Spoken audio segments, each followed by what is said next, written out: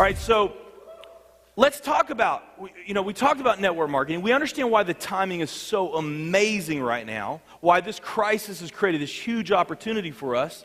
Now, let's talk about why travel. I mean, there's other companies that sell other products. Why is it travel?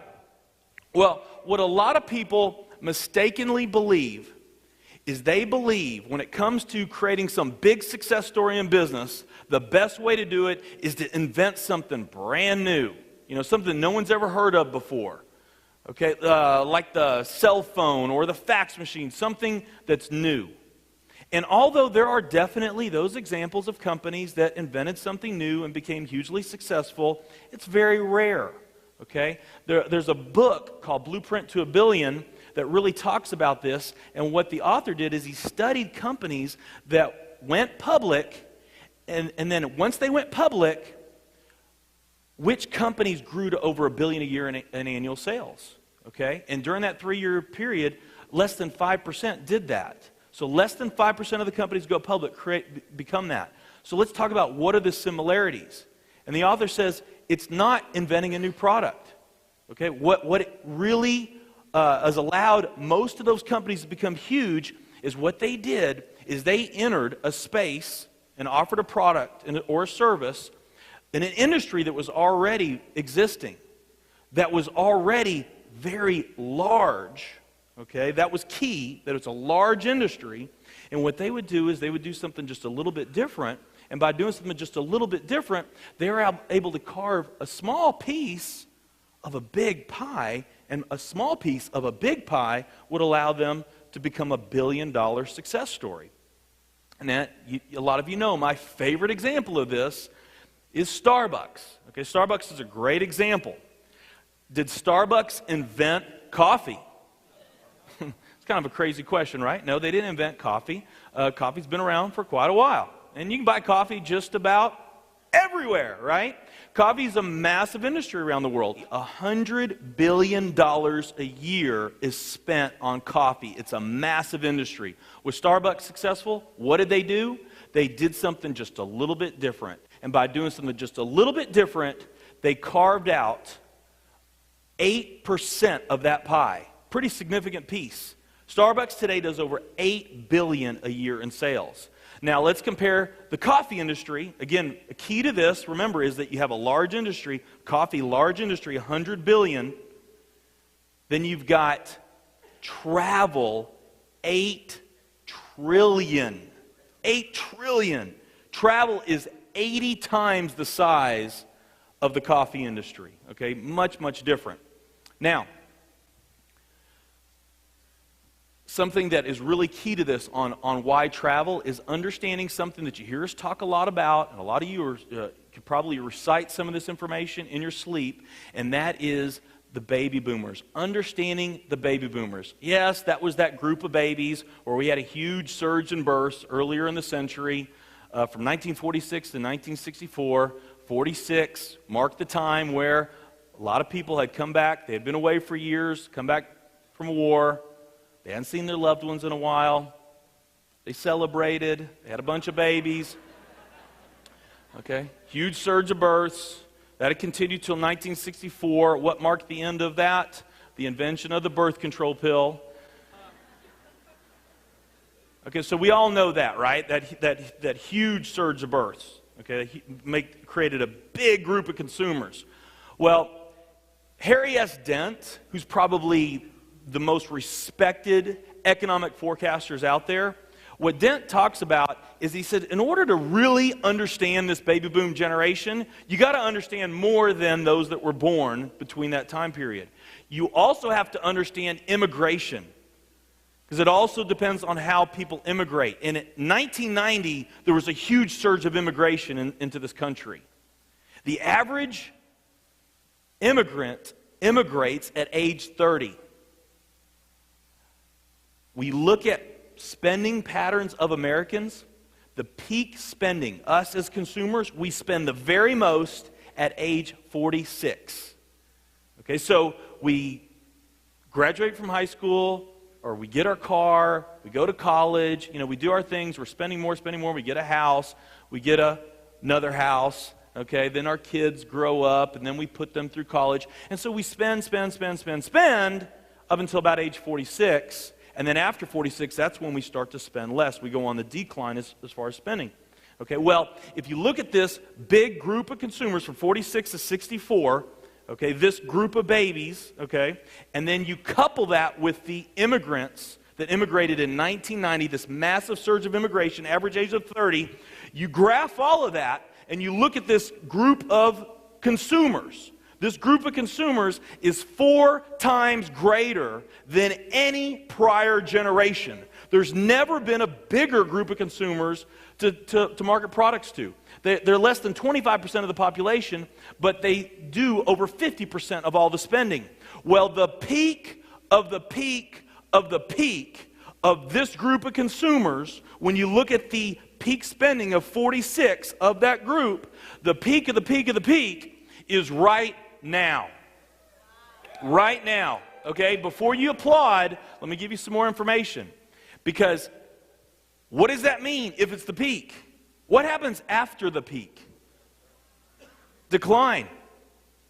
Okay, that's why Dent calls this the end of consumerism.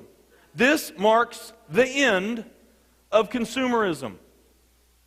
Let me tell you, for most businesses, this is bad news.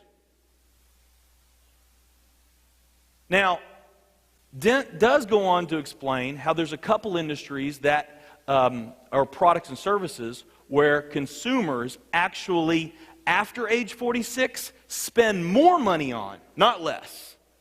They actually spend more. Would you be interested to know which those are? Okay? The first one he talks about is healthcare. That's kind of obvious, right? And then the other is leisure travel.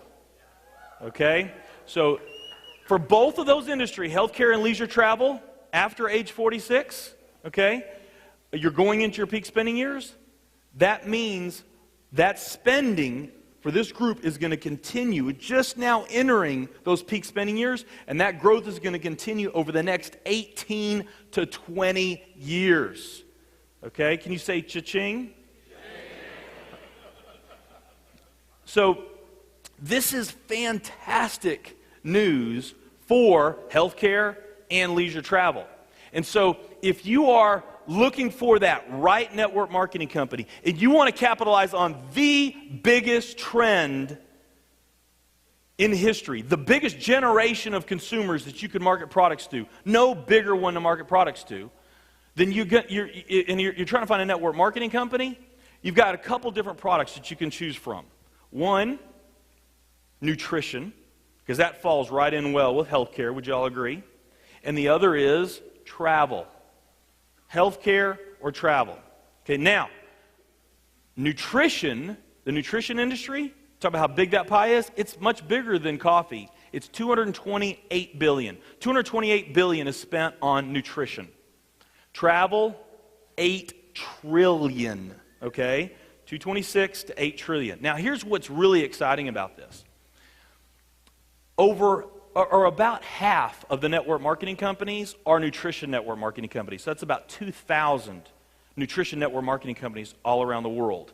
They're all competing for that same $226 billion pie. Okay, so 228 billion. So 228 billion, if all companies in each industry, the 228 nutrition, the 8 trillion travel, if all companies in the nutrition industry were the same size and all travel companies in the travel industry were the same size, there would be room for $228 billion nutrition network marketing companies. That's how much room there would be in that industry. In travel, there's room for 8,000 billion-dollar companies. That's how much room there is in that pie, okay? Well, we already know in this nutrition pie, there's 2,000 companies all fighting for that pie. Travel, there's only a few other travel network marketing companies that we even know of. And here's the best news. Not in the future, but right now. World Ventures is the world's leader in travel network marketing right now.